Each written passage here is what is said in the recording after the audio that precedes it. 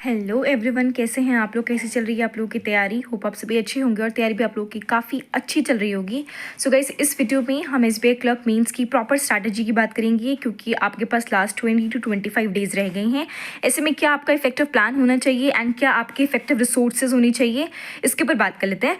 तो सबसे पहले तो मैं आपको जो ये स्ट्रैटेजी वीडियो बता रही हूँ, ये आपका मैं इस हिसाब से बता रही हूँ कि आप per day 10 to 12 hours study करते होंगे। ठीक है, अगर आप 10 से 12 घंटे पढ़ते हैं तो ये स्ट्रैटेजी आपके लिए बहुत ज़्यादा इफेक्टिव रहने वाली है। तो आइए बात करते हैं। सबसे पहले अगर मैं करंट अफेयर्स की बात करूँ तो देखिए, डेली आपको 2 घंटे तो करंट अफेयर्स को देने ही हैं।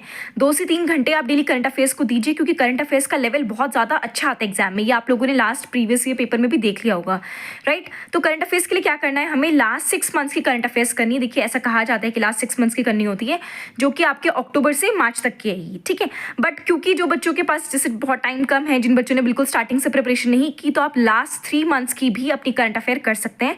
यानी जनवरी, फरवरी, मार्च की आप करंट अफेयर्स कर लीजिएगा, ये भी काफी इंपॉर्टेंट है।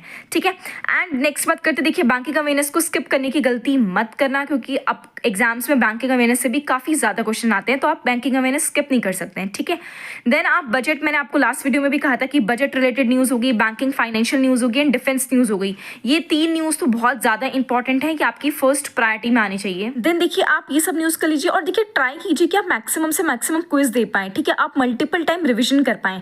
आप मतलब ऐसा नहीं करना है कि 6 मंथ्स की करंट अफेयर आपने कर तो ली, लेकिन आप उसको रिकॉल नहीं कर पा रहे हैं या आपकी रिटेंशन पावर इतनी अच्छी नहीं है।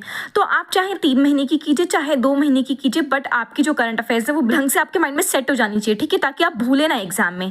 तो देखिए, ये रही करंट अफेयर्स की स्ट्रैटेजी। लास्ट 6 मंथ के ऊपर फोकस रखिएगा and last 3 months are the highly important months. Okay, then next बात कर लेते हैं रीजनिंग की। तो देखिए, रीजनिंग के लिए आपको इंपॉर्टेंट टॉपिक की प्रैक्टिस जरूर कीजिएगा। जैसे मैंने आपको पहले भी कहा है कि लॉजिकल रीजनिंग हो गई, मशीन इनपुट हो गई, क्रिटिकल रीजनिंग, ये इंपॉर्टेंट टॉपिक है जो आते ही आते हैं एग्जाम में। ठीक है, एंड क्रिटिकल रीजनिंग का वेटेज तो अब एग्जाम में बढ़ भी बहुत ज्यादा गया है, तो आप क्रिटिकल रीजनिंग को भी कीजिएगा। देन पजल्स, अगेन देखिए, आपने देखा होगा कि पजल और सिटिंग अरेंजमेंट का लेवल काफी ज्यादा अच्छा आता है, तो आप इसकी प्रैक्टिस भी काफी रिगरसली कीजिएगा।